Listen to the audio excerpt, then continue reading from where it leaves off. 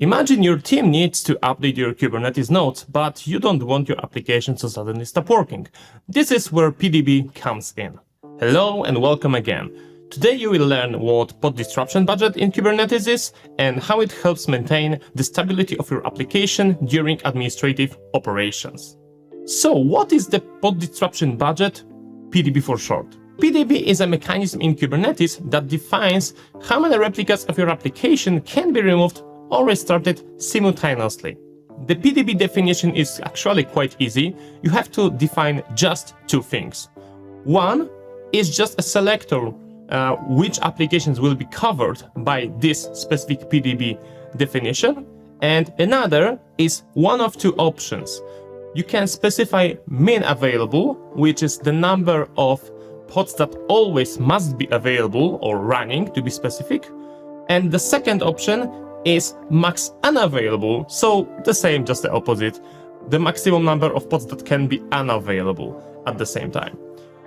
Both of those parameters support specifying specific number of pods or specifying just percentage of the whole deployment in that case.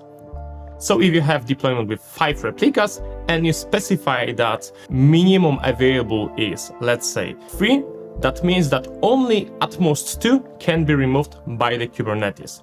That contains situations like scaling down of the nodes, node restarts, or even rolling updates. So your application will always be working correctly and highly available, and that's the main point of Kubernetes.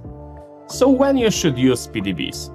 PDBs should be used for any application that require high availability, especially in production environment, as you cannot tolerate any disruptions.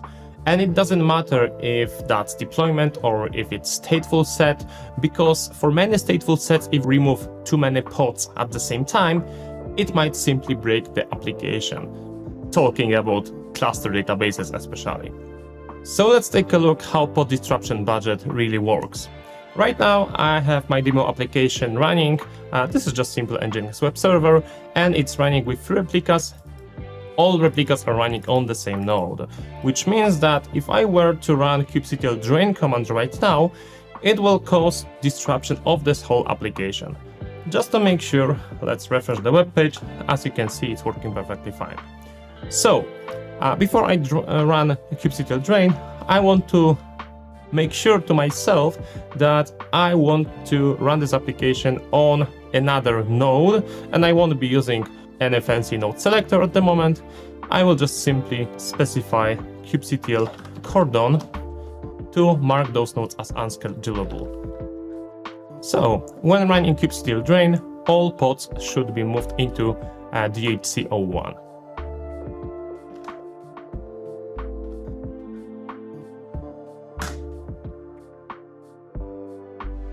As you can see, all 3 applications are down, which means if I refresh the web page, it doesn't work anymore. And now we need to wait until applications are started. They are. Let's try again. Okay, and my Nginx is back. So as you can see, it's not a perfect situation at the moment because, well, application is down. So what we can do in that case is we can specify pod disruption budget, and we will specify how many applications we allow to be down or how many applications we need to be up in this case. But first, let's allow scheduling everywhere.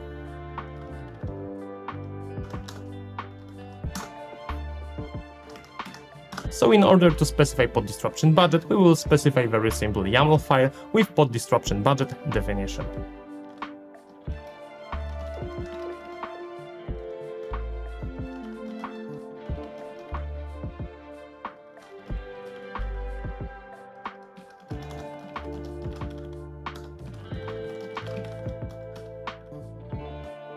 And everything here that we need to specify here is selector and max unavailable, which tells Kubernetes how many applications, how many replicas can be down at the same time.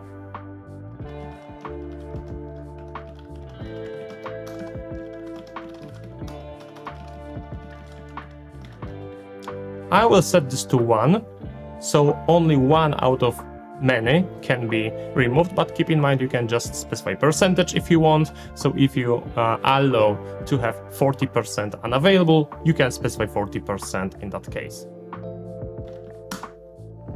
Let's apply the file.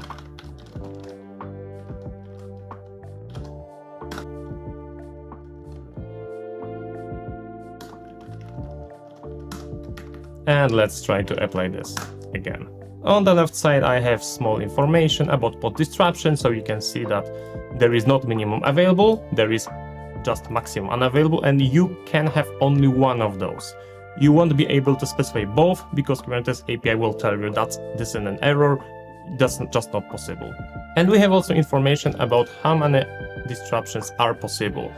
In our case, this doesn't make any sense to us because we specified that the disruption is 1, but when you specify min available, or maybe when you specify percentage, it will calculate this for you and specify actual number. So let's check if this even works. We will do the same thing as earlier, which is kubectl drain. I will just specify dhco1 in that case. And what will happen this time is, as you can see on the left side, only one application is shut down. So when I refresh my web page, it still works. We need to wait a few seconds until that application is up. As you can see, it's up, and another one is being replaced, or to be specific, shutting down and started again on another node. And in the meantime, on the right side of my screen, you can see weird errors. As you can see, they are exactly errors about pod disruption budget. It tells us that Kubernetes cannot evict the pod because it will violate that rule, that policy. So as you can see, Kubernetes just waits until everything is fine and until it can create another disruption for this application, or rather not to create, because it will shut down just only one replica. And as you can see on my screen, by the way, there is a lot of stuff going on because I have already multiple Kubernetes applications going on, and each of those has pod disruption budget specified, and it's still going on. It may take even few minutes to properly shut down.